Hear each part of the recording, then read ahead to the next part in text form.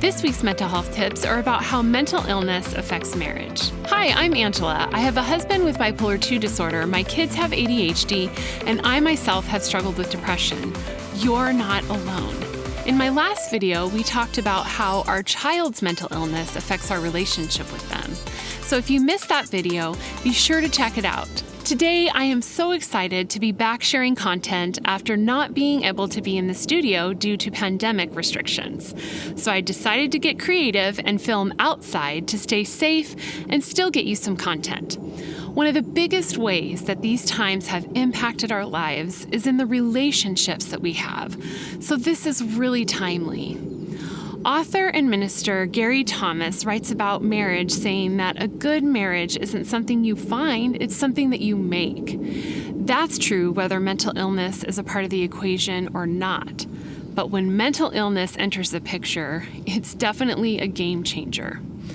A multinational study of mental disorders, marriage, and divorce published in 2011 found that a sample of 18 mental disorders all increased the likelihood of divorce, ranging from a 20% increase to an 80% increase in the divorce rate. Now, those stats are really sobering, and it's definitely something that we want to think about and really, be considering, but we really can improve our chances at success. My husband and I have been married for 25 years, and a big reason that we've stayed together is identifying the effects of mental illness on our marriage and finding solutions. You don't have to stay stuck. So let's look at 5 ways that mental illness affects our marriage. Number 1 is isolation. Feeling isolated is almost a given. Life is different for us, and it feels like no one can possibly understand. And that feeling can easily pull you into that sense of loneliness or being separate from others, even people who love you. That puts us at an even greater stress level, and your marriage feels like you're just isolated and you aren't building that community of support in difficult times. And that's especially true right now. Number 2 is stigma. It can really cause you to feel ashamed of something that is completely out of your control. And shame causes you to hide and withdraw. The person with the mental illness may withdraw from their spouse because they feel like they're the cause of so much upheaval in the relationship.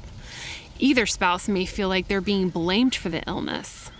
Stigma makes a heavy burden even more difficult to carry.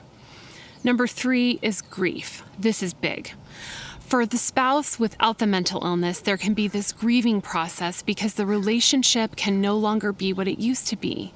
There are times when the person with the mental illness isn't presenting with symptoms, and you experience a glimpse of what things used to be like, only to then have it disappear the next day or the next week.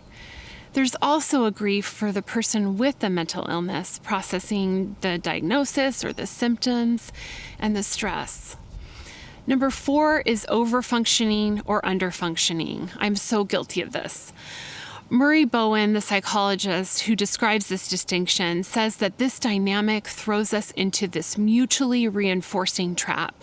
The overfunctioners, that's me, feel like they're coming to the rescue and will bend over backwards to fix any situation that they're presented with.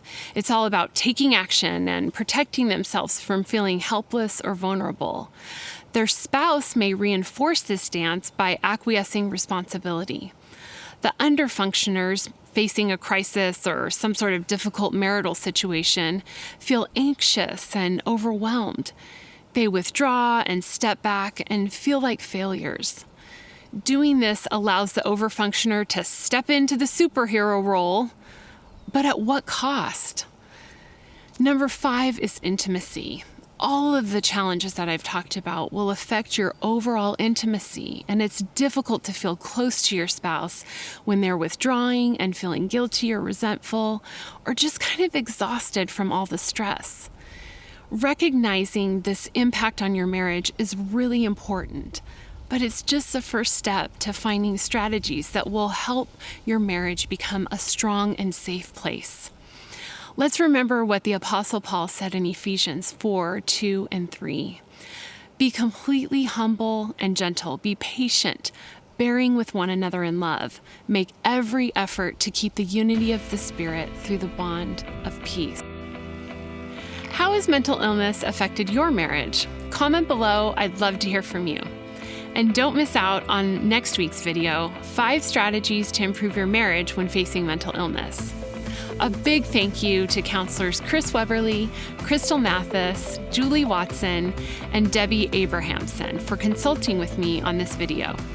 And a great thank you to His Heart Foundation for supporting this channel. If you want more information for you and those you love on mental health, go to mentalhealth.academy today.